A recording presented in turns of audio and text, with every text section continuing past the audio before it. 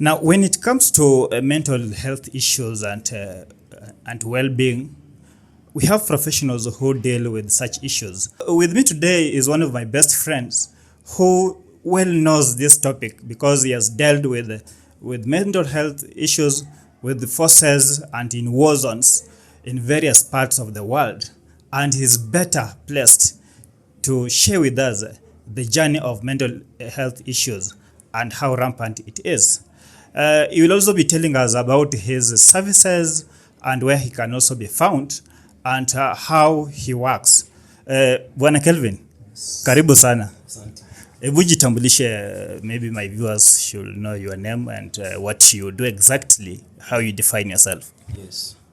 My name is Calvin Rajoro Undai.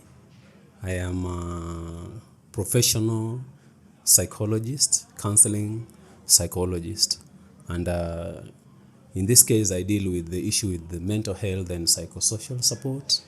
Currently, I'm in Eldoret at Kenya Association of Professional Counselor. That is where we offer our services to people, our services to in regard to people who have mental issue, drug issue, and general counseling. So when you come there, you will find us there. And yes. That's great. Sasa, Kelvin, who are your typical clients? My typical client varies. My typical clients are so many, like mental health issue cut across society currently now. My clients are people who have drug issue, people with suicidal thoughts, people who have gender-based violence, men and women, teenage, and young people.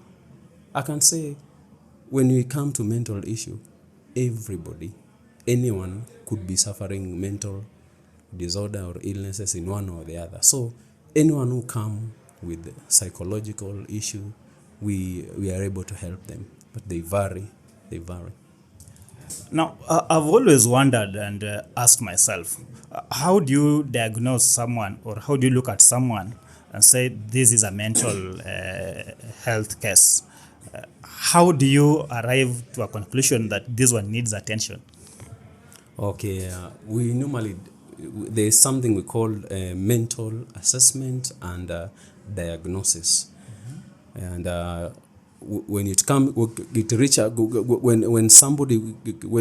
want to really certify or to know whether that this person is suffering from mental illness, because there are so many mental illnesses. So first of all, we usually diagnose and assess. We do mental assessment to see which kind of mental illness maybe this person may be suffering from, because they vary from psychosis, from schizophrenia, from bipolar, depression, and many others. So we usually, first of all, when you come, we diagnose you and find which specifically, what are you suffering from, or is just general stress. It's easy. We know how to do it through probing, through asking you questions, through even mental analyze how you are, your mental health status. That's what you shall do. And Now, Kelvin, you have a very wonderful and a very great profile. Yes. And to some points, I've realized and I came to know that you have worked close with the forces, with the U.S. Army. Yes. You have traveled various parts of the world like Afghanistan. Yes. How did you end up working with the great forces on earth? And how did you end up with these countries? How did all this begin? Okay, it all began with passion. And I remember there was a friend of mine who was working there, and he hooked me up there. And that was in 2018 there in Afghanistan, Bagram Airfield, working in support of U.S. forces and NATO coalition forces there. So basically, working in war zone comes with a lot of consequences. And that is why after coming from Afghanistan, was suffering. I was diagnosed with mild post-traumatic stress disorder. So through the counseling session, I realized that I need also to be a counselor myself and help people who have undergone post-traumatic stress disorder as a result of war, and generally as a result of war, maybe natural disaster, as a result of maybe gender-based violence, and so many other things can make you to have so many situations in life can make you be traumatized in life. So you need help. That's why I end up there, and here I am helping my fellow Kenyans who suffering from maybe post-traumatic stress disorder and mental health related issues. Yes. That is interesting. So, if I may ask, what was your specific role working with the U.S. Army? And because you have touched on the effect, the war zone, and the post-traumatic effect you had, were you involved directly during the conflict, or were you on the front line, or were you just seated somewhere in an office where you used to attend to the army or the soldiers who need your services? Okay, maybe to say working in at war zone, it doesn't matter whether you are a military personnel or a contractor, because I was working as a contractor, yes, but situation and circumstances finds you all.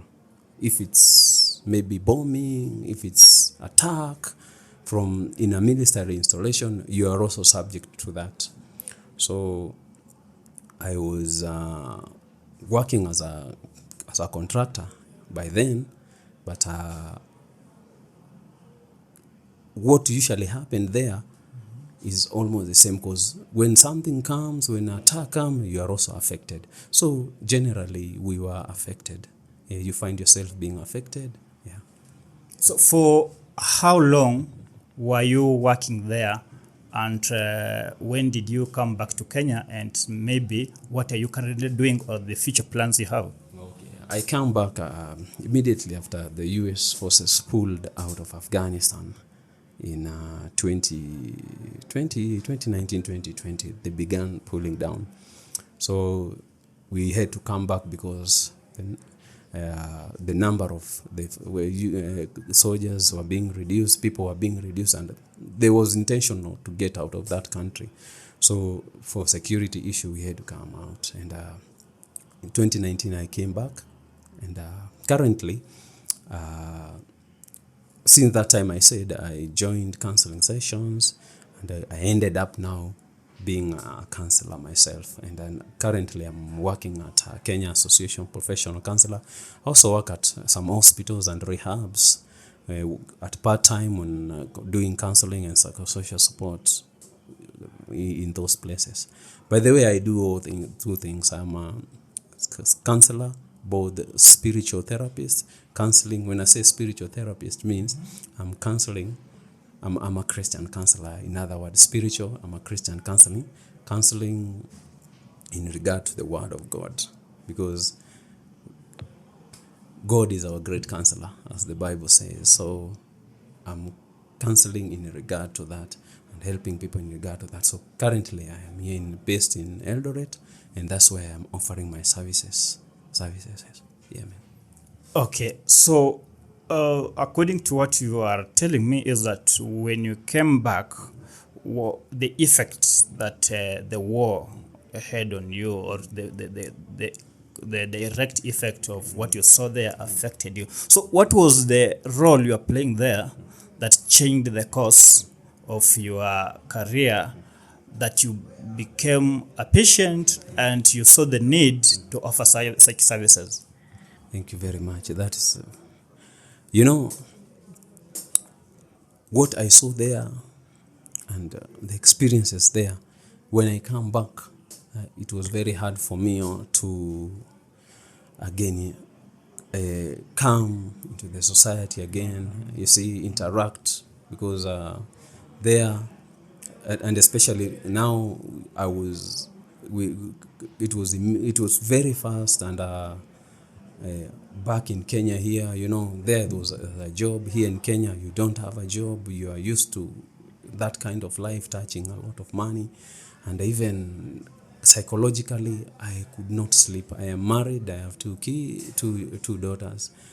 Sometimes I could wake up at night and start screaming, because there's a lot of things that are happening even in the street when I'm walking. I mean, there are these alarms and sounds Sirens. which are there. So when I hear them, I thought that I'm there, you see.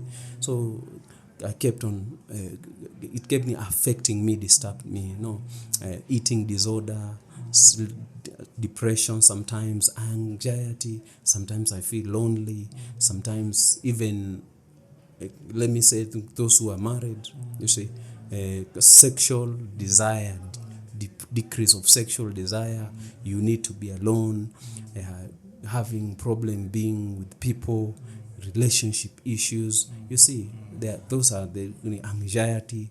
So a lot of things affected me, so I had to seek for help and seek for counseling, so that I could be helped from those. It was kind of mild, I can say.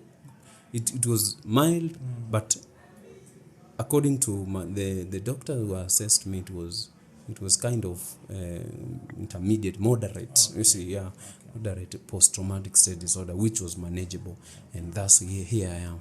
So how long did the recovery journey take? And what is the current status that you are in now in regards to your mental health status? Okay, when now I have to say that, like, being I'm a counselor, yes, but post-traumatic stress disorder is a journey. Okay. It's a journey that takes a long time to clear in your subconscious mind. Yeah, so I would say that it has taken me since then. Now I can say I'm like 90%, because still the occurrences there and flashbacks usually affect. That is, to be honest, usually affect, and especially when a situation come, a stressful situation, it reminds you, or when you see through the media, through interaction, such things usually come. But I'm able enough, because I've coped up. Yeah, I'm now able to cope. Yeah, so yeah. Okay, so sometimes you say that sometimes you go through stuff so that you can learn, and also now when you get out, you know best how to help someone. So how can people find you, and maybe you list maybe some of the services that you also offer, and also tell us how can they get in contact with you? Oh yeah, thank you so much.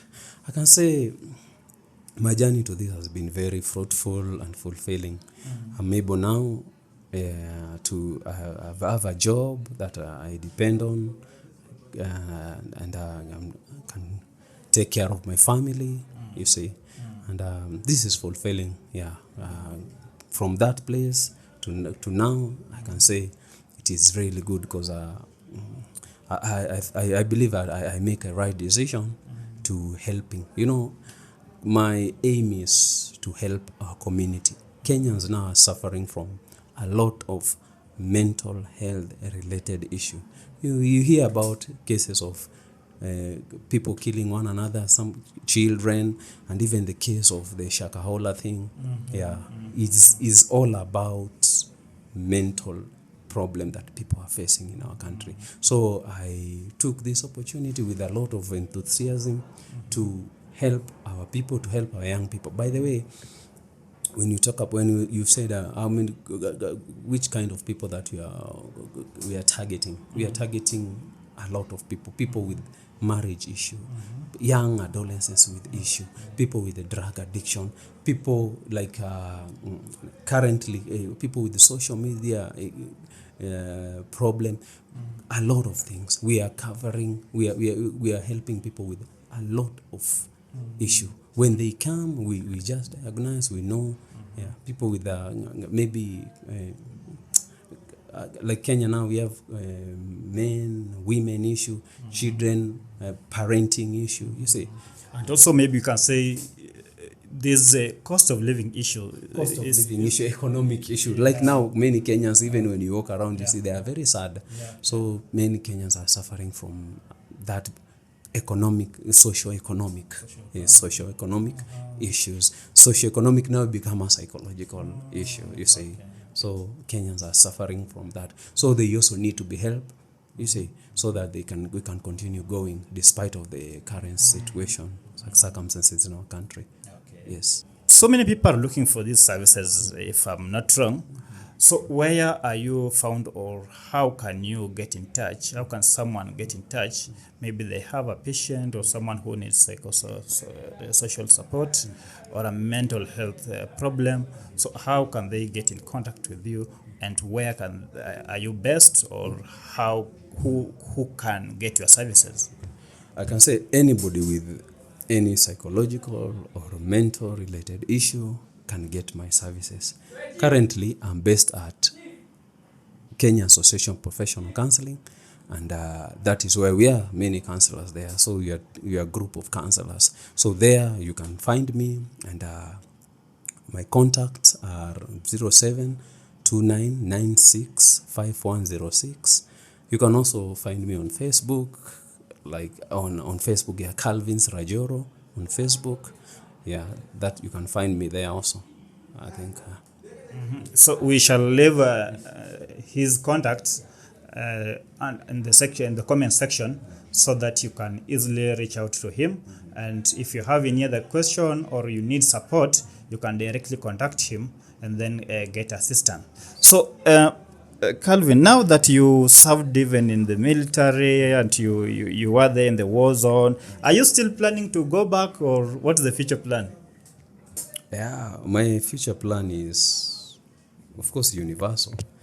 Help Kenyans, and when opportunity come, also help many people around the world. Like now, maybe in war zone in Ukraine, in Sudan, many parts of Africa, those people are suffering a lot. So they need psychosocial support. And here in Kenya, I am all over. I can go, I will go anywhere where my services are needed. Okay. But currently I'm still in Kenya to help our fellow citizens. Okay, na sasa niulize, because we have talked about the mental health status in Kenya. Now you have been privileged to go around the world. If you compare Kenya and abroad, wapi wanachukulia this issue with the seriousness, and what is the difference?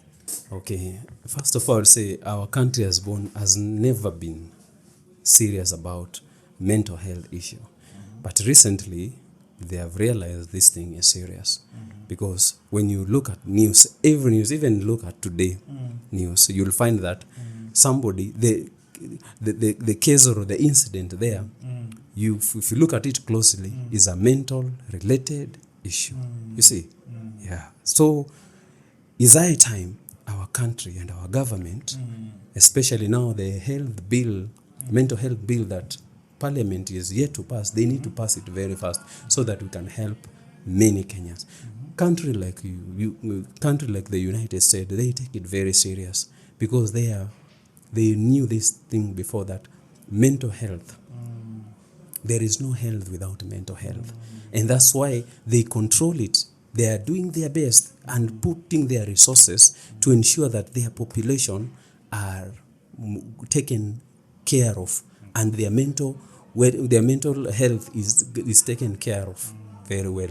You can see in the US, gun violence, issue of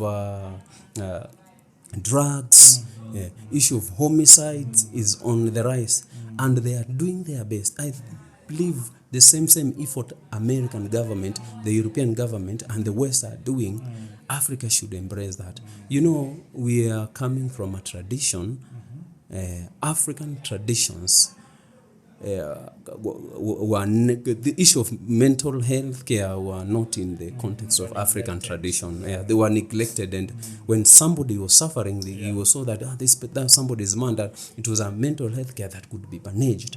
So it is high time Africa embrace mental health care and well-being of our people. So kila mtu anatembea kama amevaa nguo, si yule ambaye ako uchi anahitaji msaada. We all put on a smile, we all put on nice clothes and walk on the street, but so many of us, or so many people you see on the street, most of them in fact need mental health attention. So don't neglect. If you see any early signs of abnormality, be it in your relative or your neighbor, please speak out. And also, if you realize that there is something that is not all right, speak out. You never know, the help might just come from nearby. The help is nearby, okay? And you can reach out to him for the services. You can speak out and then you'll be helped, okay? So until next time, this was the Circuit 254. Thank you so much.